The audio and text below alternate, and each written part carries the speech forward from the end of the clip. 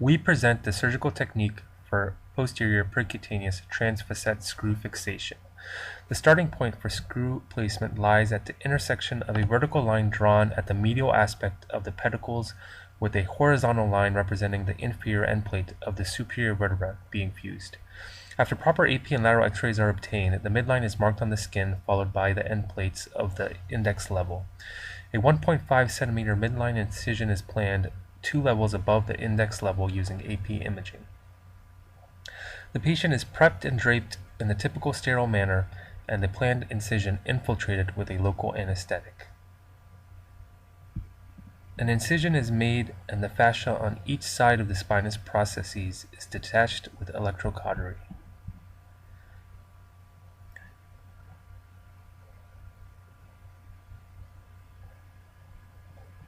Using simultaneous AP and lateral fluoroscopic images, a Jamshidi needle is advanced through the musculature and docked onto the L4 lamina on the left side of the patient. On an AP view, the needle is directed toward the midline of the L5 pedicle. The proper angle is confirmed on a lateral view through the facet joint and into the pedicle of the inferior vertebra.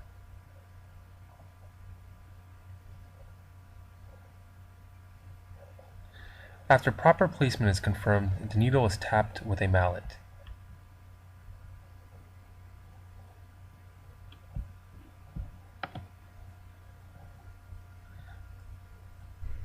The inner stylet is then removed and a Kirschner wire is driven across the facet joint and inferior pedicle with AP and lateral fluoroscopic guidance.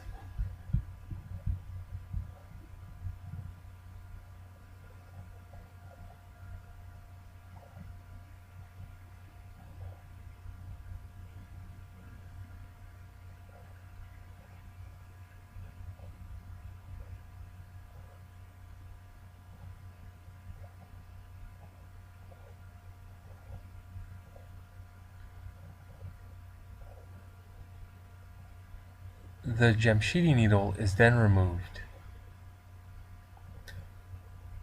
A series of dilators are then placed over the K-wire and subsequently advanced.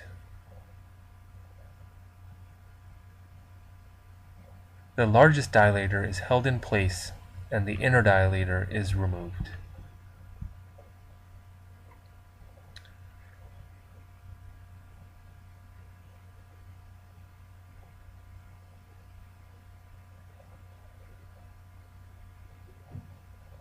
A cannulated drill is passed over the K-wire. The drill is advanced under power and confirmed with AP and lateral fluoroscopy. The drill is then removed with great care taken not to inadvertently pull the K-wire out.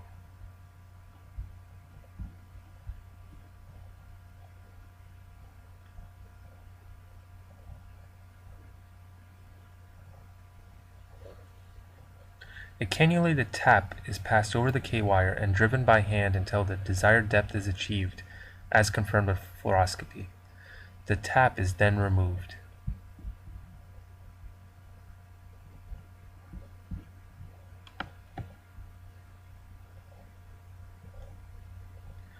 The cannulated transfacet screw is then placed over the K-wire and advanced by hand.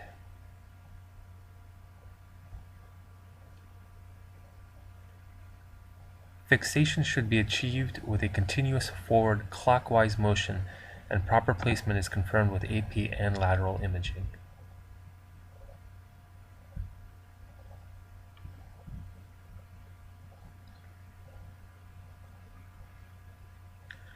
A compression tool is then placed over the K-wire and the transfacet screw is compressed against the facet joint as confirmed with fluoroscopy.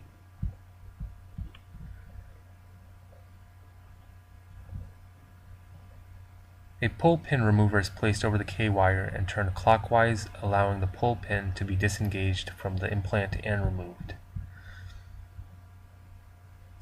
The K-wire is then removed. The wound is irrigated and a liquid hemostatic agent is injected through the dilator. The dilator in turn is then pulled out. The exact same steps are repeated on the other side through the same incision. The wound is then closed in standard fashion.